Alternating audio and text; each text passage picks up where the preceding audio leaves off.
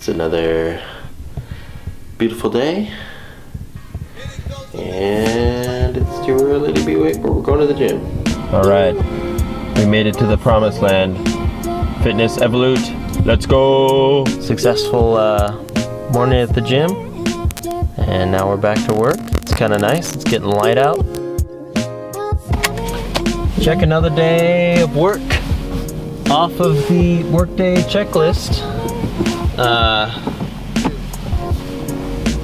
Man, it's kind of crazy weather. There's like these big puffy clouds, and I should have taken the time, maybe I will, but there's these big puffy clouds, and then there's like a lot of dark clouds, and I thought it was gonna get overcast all day or clear up, but it never really did. It just kind of lots of motion going on.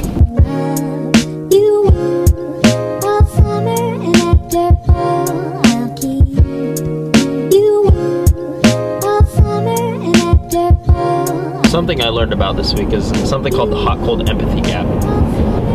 And the hot-cold empathy gap explains the phenomenon where when we're hot, it's really difficult to imagine being cold, and when we're cold, why it's really difficult to imagine being hot.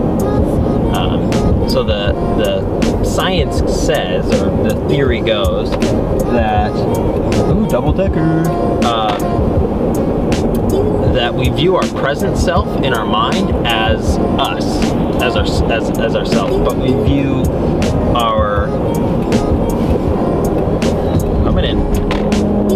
our future self as a stranger. So we have a hard time really understanding that our future self is going to be us. For example, I'm going to exist and I'm going to be me in 5 minutes from now, but I don't, it's like, it's strange to think that 5 minutes are going to happen and I'll still be sitting, I mean, assuming I don't die, but I'll still be sitting here, probably talking to you guys.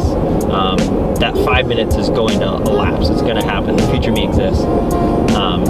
And so with this difficulty that we have in understanding that a future state is going to happen, we end up treating our future self like a stranger, and that means that we sometimes have a difficult time like understanding how we're going to feel about something. For example, when you're in bed at night and you stayed up too late on your phone and you had plans to go in the morning, but now you're only going to get 5 hours of sleep. If you set your alarm to still go to the gym in the morning and expect to be able to power through the day on not enough sleep, and you're going to get out of bed and just muscle through, but then when the alarm goes off, you actually decide not to get out of bed and you just stay there and hit snooze, that's the hot-cold empathy gap, because your old self, the self at night that stayed up too late, was unable to empathize with your future version of yourself, you in the morning, and you underestimate the effect of these drivers in our life that cause us to want to do or not to do something.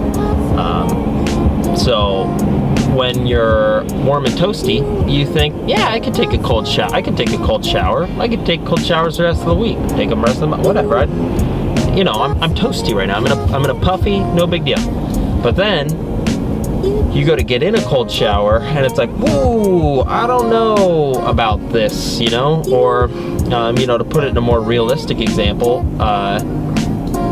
if you're a smoker and you're trying to quit smoking cigarettes, if you just smoked, you're thinking, that was the last one, I am done.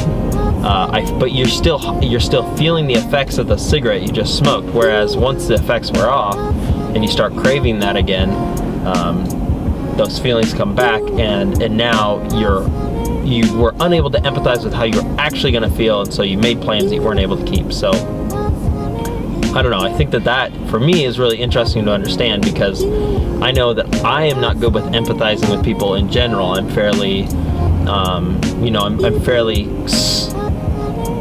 certain that the way that I think is correct, which can be beneficial, because, I know that I can have a hard time empathizing with people, and that means that I have a hard time empathizing with myself too. And so I just have to be aware of that and set realistic expectations for myself, and be okay with growing slowly and not trying to do everything at once. And yeah, so anyway, I just thought that was really interesting that I'd share with you guys. I thought that was kind of cool. So anyway, that is all for now. Dang, I just got pulled over. Comes up, motorcycle cop, and he's tells me my tabs are super expired and my brake light's out. And I was like, oh, I'm hosed. And he let me off, so praise God. Thank you, officer. Oh, so crazy. I was like, I thought for sure I was, oh, dang. Well, this mess isn't gonna take care of itself. It's like one of those things I've been putting off, but it's just like, it's gotta get done, you know? This isn't gonna hurt you, but it's gonna hurt me.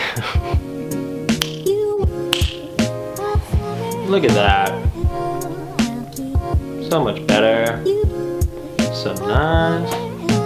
Alright, now that I got the room clean, I'm gonna put some time on the bike and maybe get some work done. Just had a good hour-long ride on this pain machine, which was good. It's pretty late. It's like after 10. I stayed up too. I didn't get started till late, which is a bummer. I thought about skipping, but it's like, if you can't do the time, don't do the crime. So got on the bike, put in my time,